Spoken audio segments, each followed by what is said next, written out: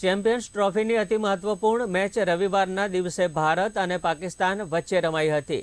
આ મેચને લઈને ભારે રોમાંચની સ્થિતિ રહી હતી। મૂળ નડિયાદના ખેલાડી અક્ષર પટેલે મેચમાં ચાવીરૂપ ભૂમિકા અદા કરી હતી। મેચ દરમિયાન અક્ષર પટેલની માતાએ શુભેચ્છાઓ પાઠવી।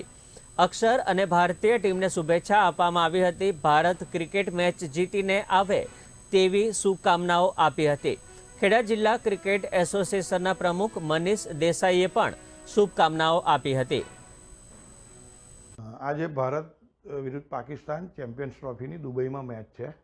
આ મેચને લઈ અને આખો દેશમાં ખૂબ જ એક્સાઇટમેન્ટ છે અને લોકો ખૂબ જ ઇંતજારી કરી રહ્યા છે આ મેચની। અમને પણ એની ઇંતજારી છે।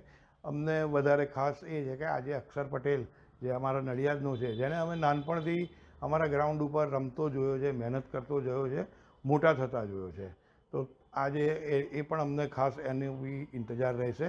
આજની ભારત પાકિસ્તાનની મેચમાં અક્ષર પટેલ ખૂબ સારું પરફોર્મન્સ કરે। છેલ્લા ઘણા સમયથી આપણે જોઈ રહ્યા છે કે વન ડે પટેલમાં અક્ષર પટેલ બેટિંગમાં પણ આગળ પ્રમોટ કરવામાં આવ્યો છે। 5 નંબરે બેટિંગ કરે છે, બોલિંગ પણ ખૂબ સરસ કરે છે। તો આજે ભારત પાકિસ્તાનની મેચમાં પણ એ ખૂબ સારું પરફોર્મન્સ કરી ટીમ ઇન્ડિયાને જીતાડવામાં એ મદદ કરે અને ટીમ ઇન્ડિયા પણ આજે ખૂબ સારી રીતે જીતે તેવી ટીમ ઇન્ડિયાને પણ શુભેચ્છાઓ પાઠવીએ છીએ।